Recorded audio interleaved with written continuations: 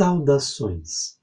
O Abrindo o Livro de hoje traz uma das obras mais importantes para a história do pensamento espiritual da humanidade, o Livro dos Espíritos, que assinala o aparecimento no mundo do Espiritismo ou doutrina dos Espíritos. Fique conosco e nos acompanhe neste caminho para entender melhor o significado desta obra fundamental para nos compreendermos melhor. Inicialmente, a contextualizaremos historicamente, em seguida, estudaremos rapidamente um pouco sobre o autor da obra, ou antes, compilador, organizador, sistematizador da mesma, que a assinou sob um pseudônimo, Allan Kardec. Em seguida, passaremos a analisar um pouco da história do livro em si e da forma como ele foi organizado. E, por fim, concluiremos com uma breve apreciação. Vamos lá. Iniciando, então, com o contexto histórico da obra. Antes de mais nada, cumpre destacar que o Livro dos Espíritos, em sua primeira edição, publicado no dia 18 do mês de abril do ano de 1857, dá origem ao Espiritismo ou doutrina espírita, inclusive em relação à designação ao nome, à palavra Espiritismo ou doutrina espírita, que é um neologismo, um termo novo criado por Allan Kardec para caracterizar essa nova doutrina que estava surgindo e que tinha como ponto fundamental a comunicação com o mundo espiritual. Portanto, o Livro dos Espíritos e o Espiritismo são produtos de um momento histórico bem determinado, que é o início da segunda metade do século XIX. E falar de Espiritismo antes desse período é, de certa forma, um anacronismo, porque o Espiritismo não existia enquanto corpo de ideias logicamente encadeadas e sistematizadas, não existia antes deste momento, deste período. Podemos sim falar de ideias, crenças, fenômenos espíritas em qualquer tempo e lugar, posto que são universais e facilmente localizáveis no seio de qualquer povo e cultura, em qualquer registro que a história tenha feito. Desde a pré-história até a atualidade, nós podemos encontrar espalhados, disseminados no mundo, os germens, as sementes do Espiritismo. Mas, repetimos, o termo Espiritismo e aquilo que ele caracteriza, que é essa doutrina codificada, elaborada pelo trabalho de Allan Kardec, é produto de um momento histórico bem determinado, que é justamente esse período em que o Livro dos Espíritos é lançado e o período imediatamente anterior e imediatamente posterior. Basicamente, entre os anos de 1855, quando Allan Kardec tem os primeiros encontros, as primeiras experiências com as comunicações espirituais, até 1860, quando a segunda edição do Livro dos Espíritos toma forma e é publicada. Então, o Livro dos Espíritos é gestado, é elaborado, é estruturado ao longo desse período de mais ou menos 5 anos, que datam dos primeiros contatos de Allan Kardec com a fenomenologia mediúnica ou espírita, até a segunda edição do Livro dos Espíritos, que é de 1860, e que é aquela que serviu de parâmetro para as traduções para a nossa língua, para a língua portuguesa, e que tem basicamente a mesma estrutura, o mesmo conteúdo daquela edição.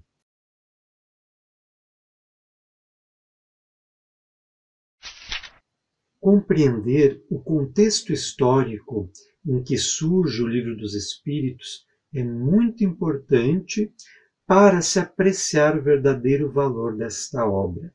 Como dissemos, ele surge na segunda metade do século XIX, que é um período muito turbulento, intenso e rico, tanto da história francesa, europeia, quanto da história global. Vivia-se a segunda fase da Revolução Industrial, caracterizada pelo uso do aço, da eletricidade, do petróleo, promovendo uma verdadeira transformação na forma como o homem vive sobre a superfície terrestre e se relaciona uns com os outros. É um momento em que o capitalismo está avançando para novas fases, é um momento de muita efervescência social. Vários movimentos nacionalistas estão estourando em diversas partes da Europa e do mundo. As ideias socialistas, tanto utópicas quanto científicas, estão ganhando corpo. Basta lembrar que o Manifesto Comunista de Marx e Engels é de 1848, 10 anos antes de O Livro dos Espíritos, apenas para contextualizar um pouco do momento em que o Livro dos Espíritos está surgindo. A França, nessa época, estava sob o domínio de Luís Bonaparte, que era sobrinho de Napoleão Bonaparte. Luís Bonaparte havia sido um presidente durante a Segunda República Francesa, mas acaba dando mais tarde um golpe, entre 1851 e 1852, e estabelece o Segundo Império, imbuído das ideias do seu tio e daquele sonho da grandiosidade do Império Napoleônico.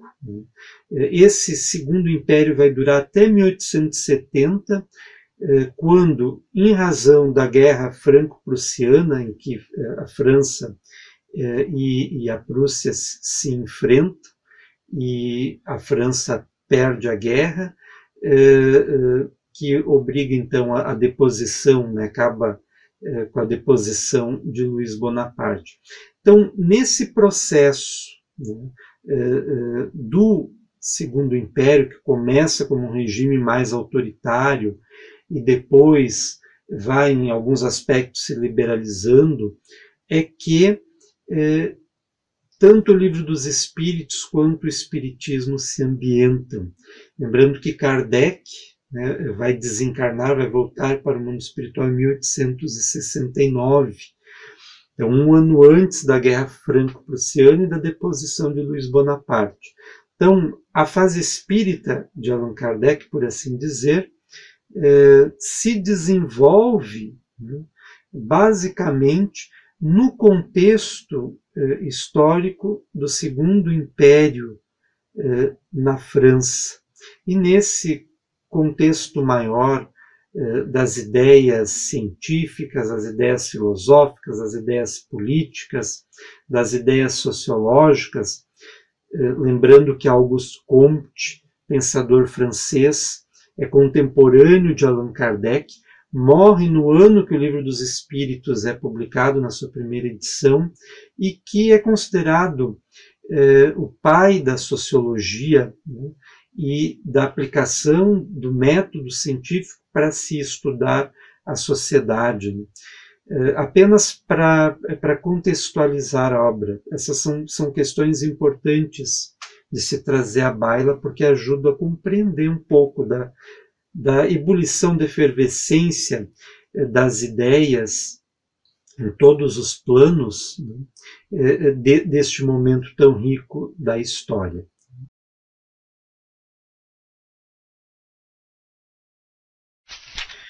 Vamos entender um pouco quem foi Kardec, né? Allan Kardec, como é sabido, é um pseudônimo, adotado por Hippolyte Léon Denisard de Rivail, que foi um educador, um dos introdutores do método pestalozziano de ensino em Paris, dedicou a sua vida inteira, né, ao magistério e também à gestão escolar, escreveu muitas obras de caráter didático na área da gramática francesa, da matemática, escreveu até alguns manuais que ajudavam os pais a ensinarem matemática para os filhos.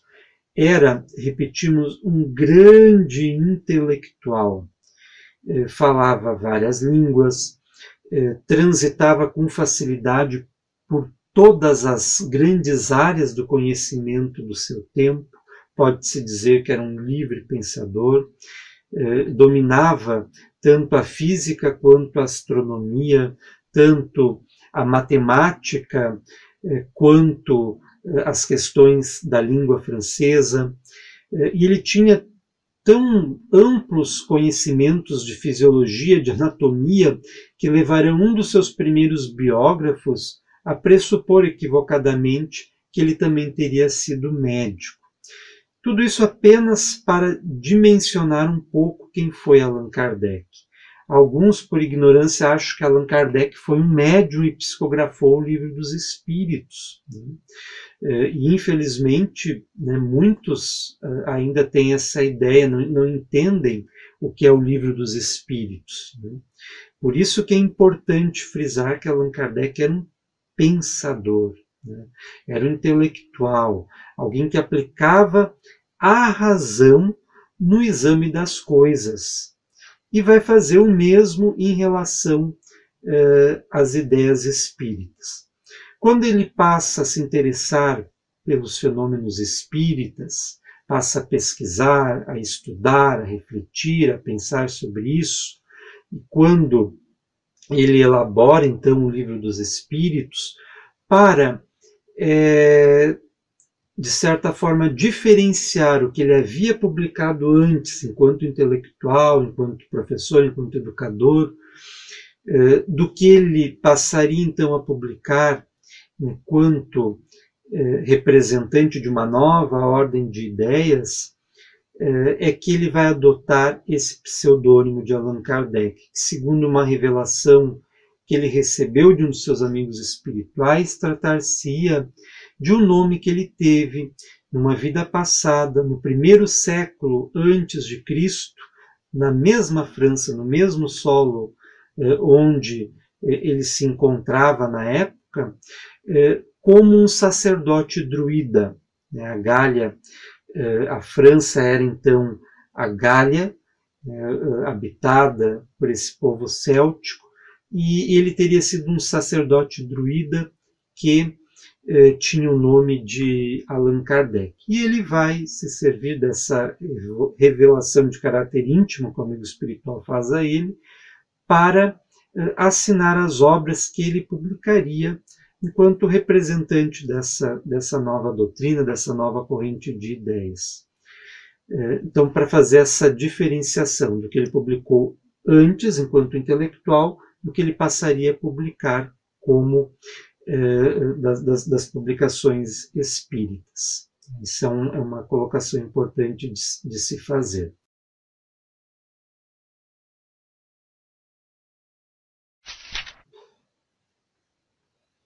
A história do Livro dos Espíritos começa com os primeiros contatos que Allan Kardec travou com os fenômenos mediúnicos, isso em 1855, primeiro na casa da Madame de Plaine-Maison e em seguida em reuniões semanais realizadas na casa da família Baudin, na qual serviam de médiums as duas filhas do casal, muito jovens, Júlia e Caroline, estimando-se que uma tinha entre 12 e 13 anos, a outra entre 14 e 15.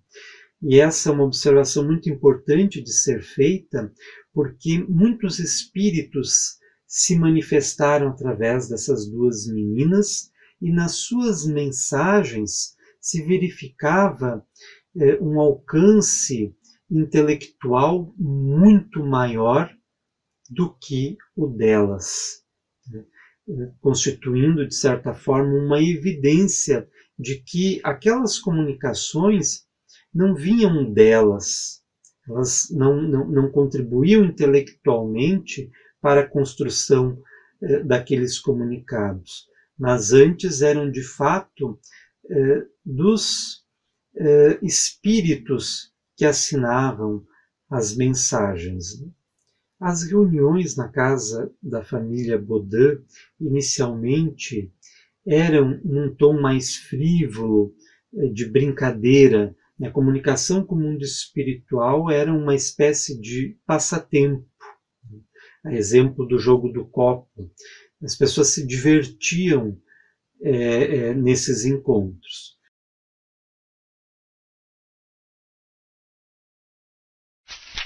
Allan Kardec dá um tom de seriedade às reuniões mediúnicas realizadas na casa da família Baudin e se utiliza do tempo da sessão para propor as questões mais diversas aos espíritos que respondiam através das meninas. Muitas questões eram feitas mentalmente por Kardec e respondida por elas, e essas experiências foram consolidando a certeza em Kardec da realidade do fenômeno e todo o seu alcance. E dessas reuniões, basicamente, ele conseguiu coletar um grande número de material que serviu de base para elaborar a primeira edição do Livro dos Espíritos.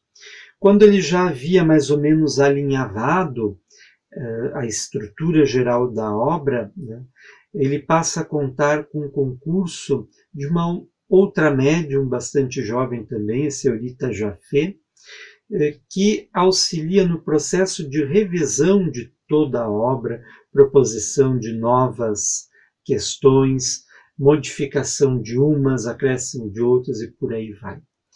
E é em 18 de abril de 1857 que surge a publicação da primeira edição de O Livro dos Espíritos.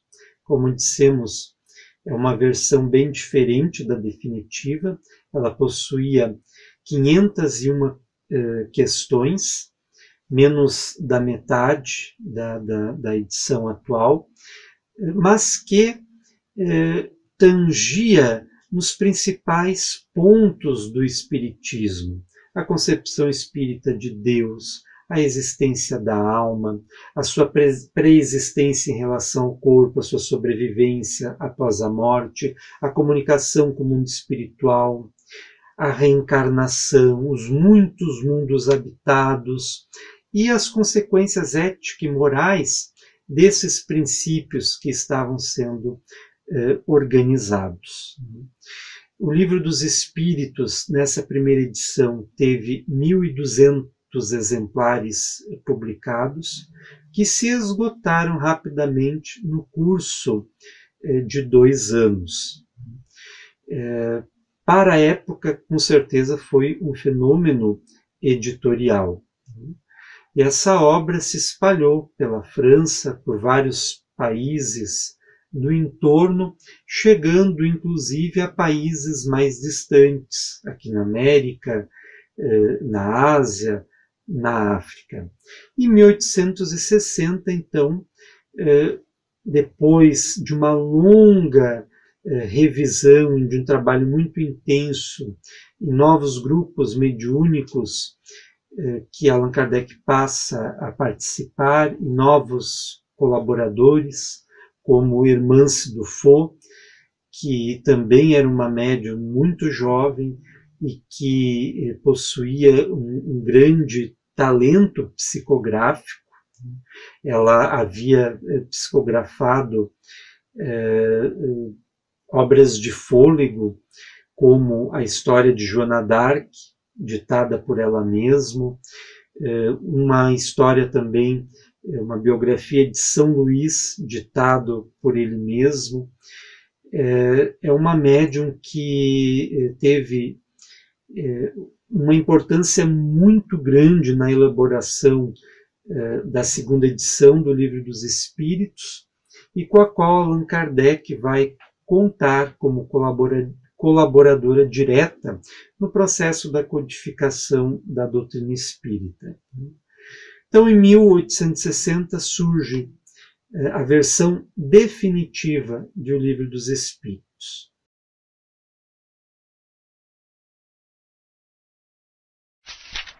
Vamos tentar entender um pouco o que é o Livro dos Espíritos, a forma como ele está organizado, o papel de Kardec, o papel dos espíritos. Antes de mais nada, é importante ressaltar que o Livro dos Espíritos é um grande diálogo, uma grande conversa do mundo material com o mundo espiritual sobre as questões que mais interessam a criatura humana, principalmente as questões cardinais da filosofia. Quem sou? De onde vim? O que estou fazendo aqui? Por que sofro? Para onde vou? E por aí vai. E vem na esteira da tradição platônica. Lembrando que Platão escreveu em Diálogos, fundamentando a tradição filosófica do Ocidente. E o Livro dos Espíritos, de certa forma, é tributário da tradição platônica, da tradição neoplatônica, bem como de muitos pensamentos do período da Revolução Científica e depois do período iluminista, porque é um livro no qual Allan Kardec procura aplicar a metodologia científica para investigar a realidade espiritual. E nós percebemos, né, o método empregado por Kardec na forma como ele organizou o Livro dos Espíritos. Então ele dá um nome de Livro dos Espíritos por entender que a obra não é de sua autoria. O seu papel é o de organizador, compilador, sistematizador das questões que ele foi colecionando e organizando de acordo com a sua natureza, de acordo com a afinidade de temas e que originaram a obra. Mas ele reconhece que a autoria do livro deveria ser atribuída aos espíritos, ao ensino coletivo e concordante dos espíritos. E aí ele escolher este título para nominar a obra, o Livro dos Espíritos.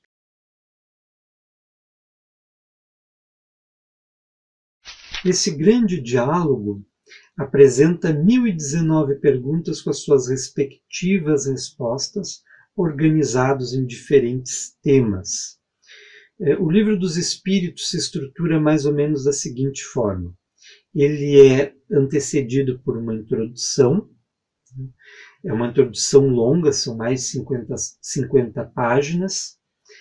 Essa introdução é essencialmente a mesma da primeira edição, apenas está dividida em temas, em 17 itens ou parágrafos na segunda edição, e apresenta a proposta de iniciar quem está lendo o livro no conjunto dessa nova ordem de ideias que está surgindo e que apresenta, né, as características, os princípios fundamentais dessa nova doutrina que está se estruturando. Tudo isso que vai ser abordado ao longo de toda a obra, ao longo dessas 1019 perguntas, é colocado de uma forma muito clara, muito lógica, de uma forma muito bem desenvolvida na introdução. Muitas pessoas, quando vão ler o Livro dos Espíritos, pulam lá para a primeira questão, que é linda, né? O que é Deus? É a inteligência suprema, causa primária de todas as coisas. É uma resposta linda, profunda e que dá uma dimensão diferente à ideia de Deus. Mas nós não podemos ignorar aquilo que Allan Kardec colocou antes ali. Há coisas muito importantes para se compreender. Esses 17 itens precisam ser lidos com minúcia, precisam ser pensados, precisam ser refletidos, precisam ser meditados.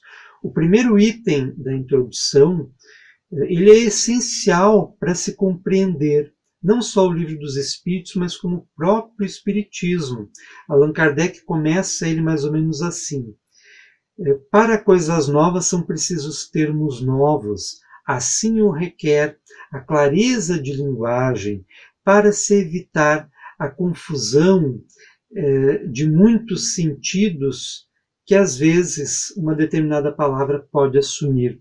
E ele avança afirmando que as palavras espiritual, espiritualista, espiritualismo já possuíam uma acepção bem definida, e dar-lhes outra para se referir à doutrina dos espíritos aumentaria a confusão. E daí ele cria esse neologismo, esse novo termo, o espiritismo. E tudo isso está lá. Isso é importante de ser entendido. A gente não pode pular já para as questões. A gente precisa ler com atenção essa introdução. No finalzinho do primeiro item, ele faz uma colocação importante.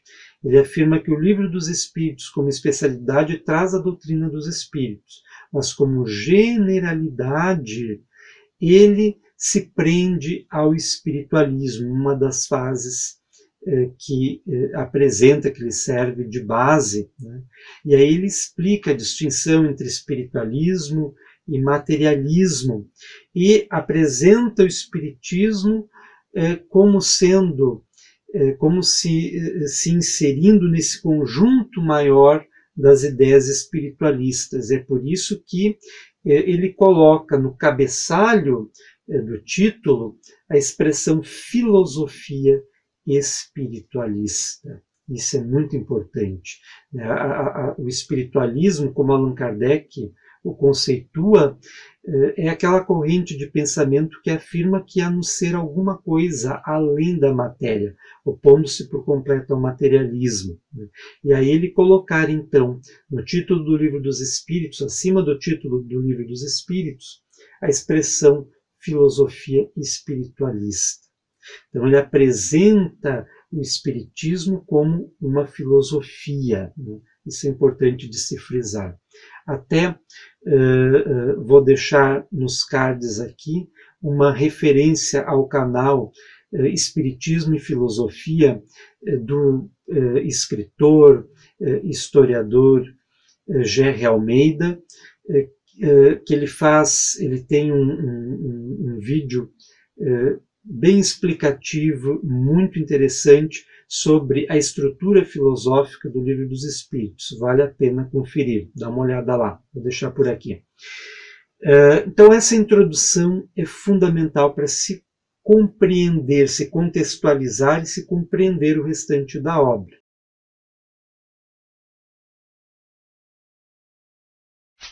Aí vem a primeira parte, que trata das causas primárias, que possui 4 capítulos, trata de Deus, dos elementos gerais do universo, da criação, do princípio vital, entre outros temas.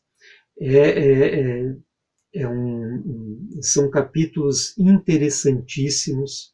O capítulo 3º da criação, ele é fantástico, porque ele quebra com muitos paradigmas, e aí é importante se entender o contexto histórico em que o Livro dos Espíritos está inserido. Repetindo mais uma vez, a primeira edição do Livro dos Espíritos é de 1857, a segunda edição, que é a edição definitiva, é de 1860, Entre uma e outra, surgiu uma obra muito importante, em 1859, do naturalista inglês Charles Darwin, que é a origem das espécies, e que revoluciona a forma de se entender a origem do homem na Terra. E o Livro dos Espíritos, desde a sua primeira edição, na qual investiga as origens espirituais da criatura humana, já antecede em muito alguns aspectos do darwinismo, demonstrando que o espírito evolui de forma simples para formas mais complexas, e essa evolução necessariamente se reflete na própria estrutura do seu corpo. Então é muito interessante, essas questões estão ali na primeira parte do Livro dos Espíritos.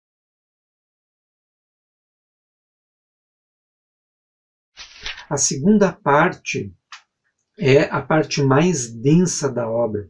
Pode-se dizer até que é o núcleo central da obra, porque apresenta os fundamentos do Espiritismo, que o Espiritismo vem trazer de novo em relação à compreensão do que é o ser humano, do que é a vida, do que é a realidade da qual nós participamos, está ali. Essa parte tem mais de 200 páginas, possui 11 capítulos, e é interessante que na estruturação dos capítulos se percebe a metodologia utilizada por Kardec, que é a metodologia cartesiana, que parte do simples para o complexo. No próprio título dos capítulos se percebe isso. Por exemplo, o primeiro capítulo dessa segunda parte é dos espíritos. O segundo capítulo, da encarnação dos espíritos. O terceiro capítulo, da volta dos espíritos, né, ao mundo espiritual. O quarto e o quinto capítulo tratam da reencarnação. Então observe, ele fala, no primeiro capítulo dessa segunda parte, ele trata do que é o espírito. O que é o espírito? Depois da encarnação dos espíritos, como os espíritos vêm lá do campo espiritual em que eles estão para o campo material. O terceiro capítulo, como é a desencarnação, como é a volta dos espíritos. Depois fala da reencarnação e por aí vai indo. Cabe destaque também ao capítulo sexto, que fala da vida dos espíritos, como é que é a vida no mundo espiritual, e ao capítulo 9, intitulado da intervenção dos espíritos no mundo corpóreo. É o capítulo mais extenso de toda a obra e explora as relações do mundo material com o mundo espiritual. Vale a pena ser lido, meditado.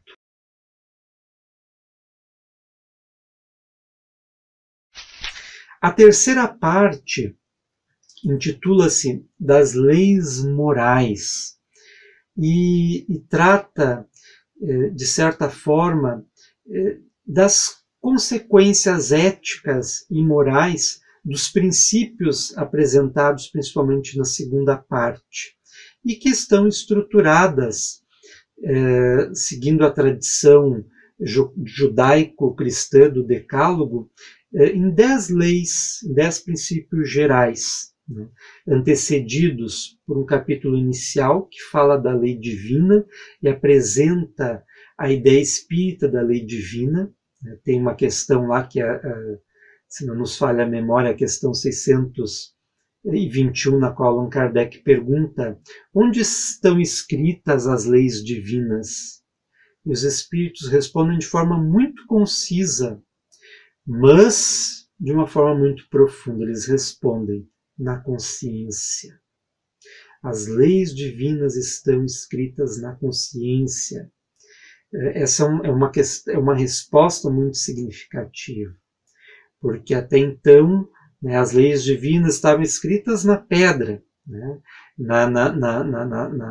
nas tábuas que Moisés recebeu lá no Monte Sinai, né. As leis divinas estão escritas na Bíblia, as leis divinas estão escritas num livro sagrado. Os espíritos respondem que as leis divinas estão inscritas na consciência. E nós estamos longe de compreender todo o alcance dessa resposta. Isso demanda muita interiorização, autoconhecimento, amadurecimento intelectual, ético, espiritual.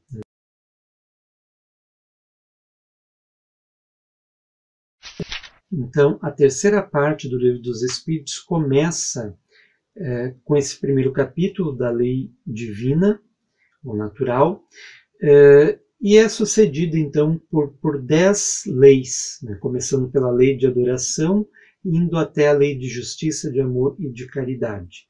E é concluído com o último capítulo, que é o 12º, intitulado da perfeição moral, em que destaca um aspecto muito importante do ser humano, que é a sua perfectibilidade, caracterizando o ser humano como um espírito em evolução, um espírito que está na Terra para aprender, para crescer, para evoluir, mas que carrega consigo essa inclinação para tornar-se perfeito, que seria a destinação última do ser humano, avançando num processo de ampliação crescente dos seus horizontes mentais, culturais, sentimentais, espirituais.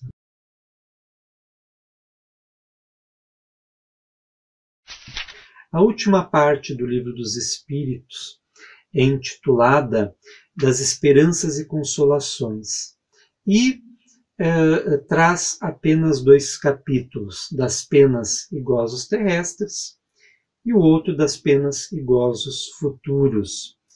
E, de certa forma, tenta explicar, tenta nos iniciar no entendimento de como é o despertar no mundo espiritual, enfocando que a nossa condição no mundo espiritual, boa ou ruim, ela é resultado da forma como vivemos aqui na Terra, como nos relacionamos com as pessoas, como tratamos as pessoas, depende da nossa obra, do nosso legado, da forma como nós vivemos a vida.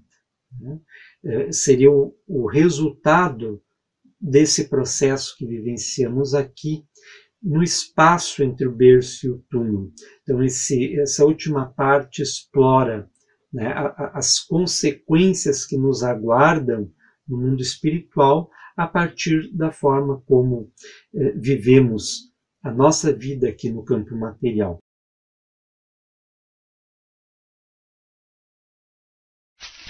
E o Livro dos Espíritos é finalizado por uma conclusão dividida em 9 itens, que também é muito importante de ser lida, de ser estudada, de ser refletida, de ser meditada. Tem coisas muito valiosas ali.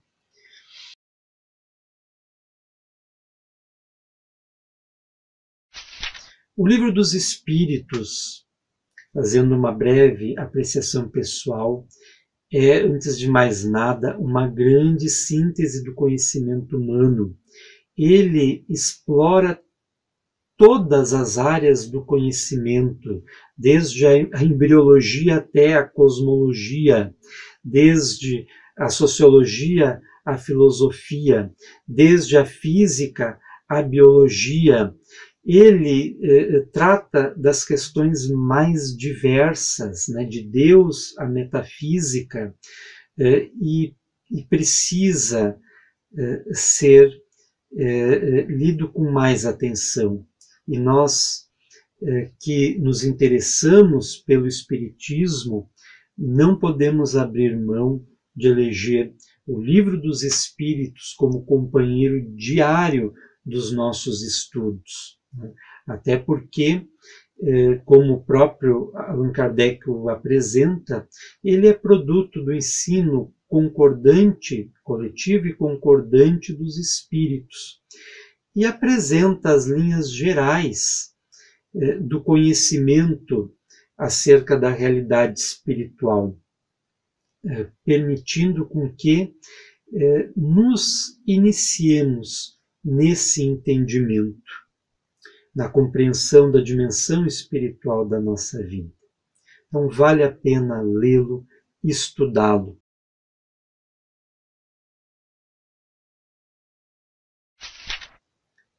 O Livro dos Espíritos apresenta uma nova ordem de ideias destinadas a transformar o homem para melhor e, desta forma, transformar o mundo. É uma obra ímpar na literatura espírita, fundamenta, dá início à literatura espírita e precisa ser conhecido melhor, de forma mais aprofundada.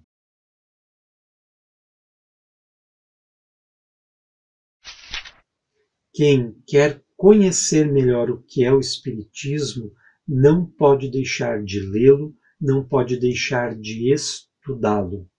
Abrir o Livro dos Espíritos é abrir a possibilidade de nos compreendermos melhor e de entender a dimensão espiritual da nossa existência. O Abrindo o Livro de hoje fica por aqui. Até mais.